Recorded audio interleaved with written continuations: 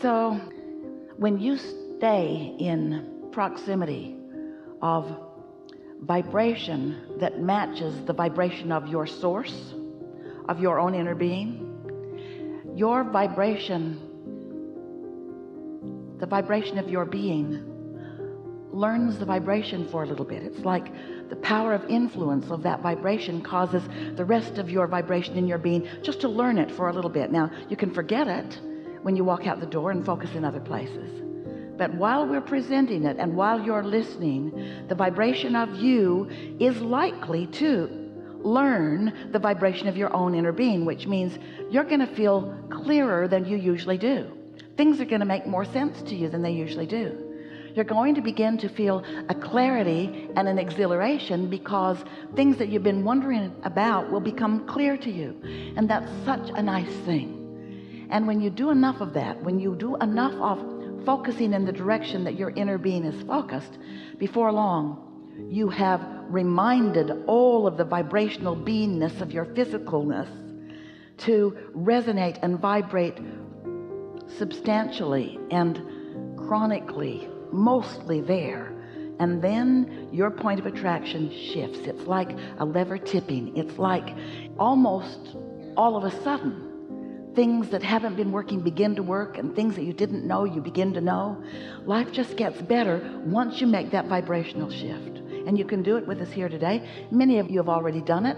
We want to say to you, this shift is not like a college degree where once you achieve it, it is yours forevermore. It either is or it isn't in the moment, depending upon what you're focused upon. So you have complete control over it. It's just easier sometimes than others. You are at your most easiest alignment with who you are when you are observing something beautiful, or when you are listening to something that is in resonance with who you are. If you are hearing someone say to you, you are blessed and you are deserving and good things are always flowing toward you, and as you hear that, you feel good as you hear it, you're in resonance with the truth of who you are. So who are you really? Here you are in your physical bodies, an extension of source energy. But before you came into these bodies, you were only that source energy. You were only pure positive energy, like a vibrational love.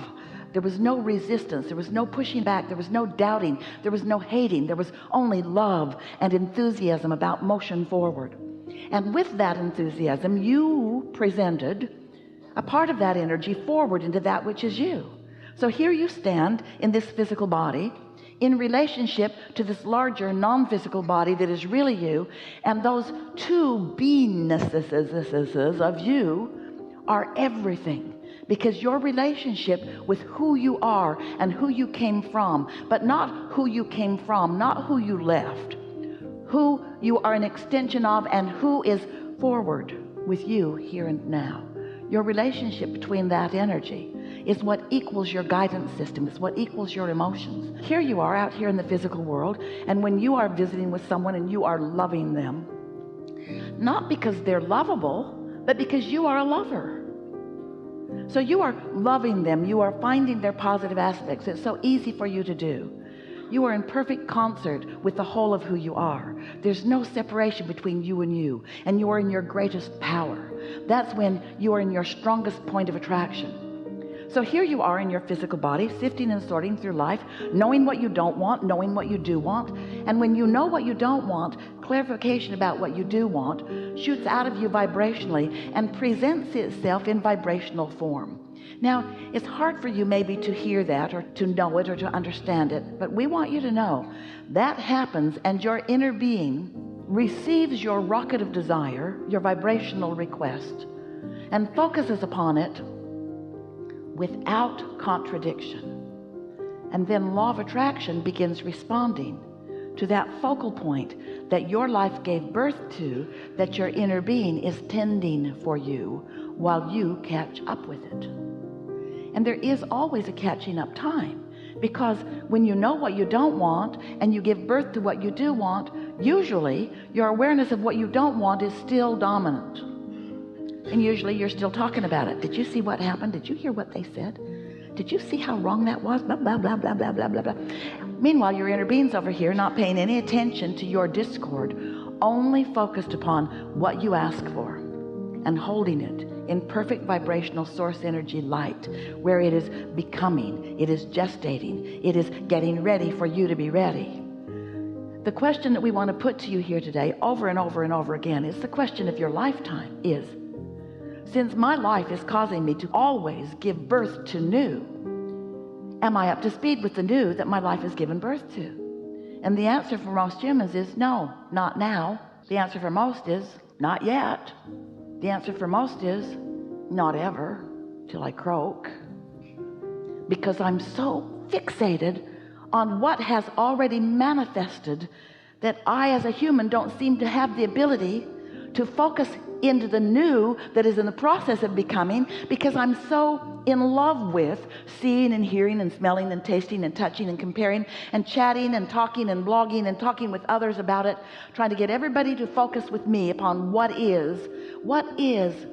We love you so much, but what is a blessed convoluted mess. What is has some of everything that everybody is thinking about in it.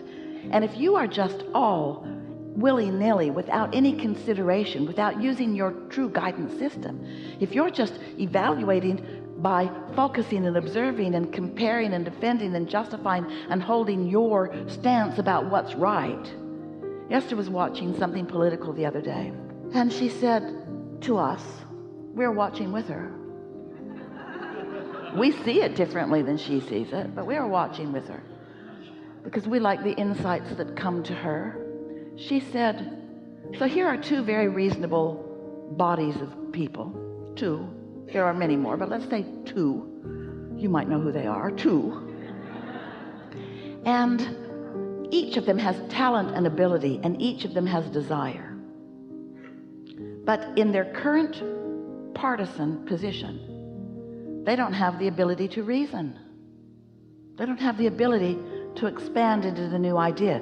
They won't let the new better idea be born because they are too busy defending the ideas that are already being held by themselves.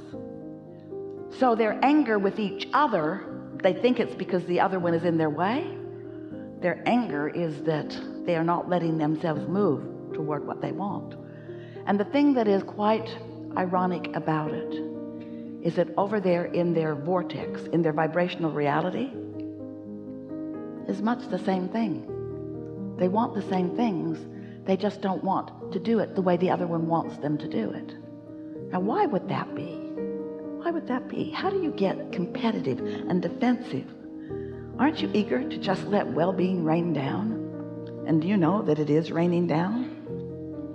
Because so many have been asking, and all you have to do as an individual, not even as a political party, not even as a big body of people, all you have to do as an individual is to know that your answers and solutions are raining down all around you, and all you have to do is figure out how to get into the receiving mode so that it comes, you can receive it. You can receive the benefit of the answers and the solutions that are coming to you.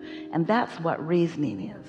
Reasoning is living life, knowing what I don't want, and therefore knowing what I do want, but understanding that from this personal partisan position, in other words, all are that. I know what I don't want and I know what I do want, which means I've got a stalemate going on because I know what I don't want and I know what I do want, but I'm not letting myself go to what I do want because I know what I don't want. I know what I don't want. I know what I do want. I know what I don't want. There's a tug of war going on within you. But when you get into receiving mode, you understand that you've done step one, you've already asked, and step two's already been done because the answer is there and your inner being is swirling around with it, delivering answers to you. Look over here, follow this impulse, look over here. And step three is you got to let go of the question in order to hear the answer. You've got to let go of the problem in order to find the solution. And step four is you get really good at that. And step five is you're back in step one and you're not mad at yourself because you understand that it's the perpetual process of the eternal life that you are living. And so all is so well. All is so well. But it is our desire to help you to figure out how to personally position yourself to be in the receiving mode more of the time, which means You want to complain less, and you want to push against fewer things, and you want to stop defending yourself. You want to stand in this place of trusting or knowing or believing that you've asked and it's been answered. And then you want to tune yourself to the receiving of the answer as far as you are able to receive it. You think that you would like someone to understand you completely and give you the precise answers and solutions that you're looking for. You think that that's what you want. It is what you want, and it is what's happening. But you don't know that it's what you want. You might know some of it, that it's what you want, but you don't know that it is happening because you haven't quite yet figured out how to position yourself for the answer. And that's what we'll be talking about here today. How can you put yourself more in vibrational alignment with the solution you seek than with the problem that caused you to ask for the solution? That is as difficult as it gets. And you heard it clearly. So whenever you have the impulse to complain to someone about things that are going wrong, understand that that complaining has you in a holding pattern where you're not close to the receiving mode, and so you're not going to receive the answer. And since you want it so much, you're just going to become more and more frustrated, because frustration is a signal that the tug of war is still going on. Do you think that you understood everything we just said? We do.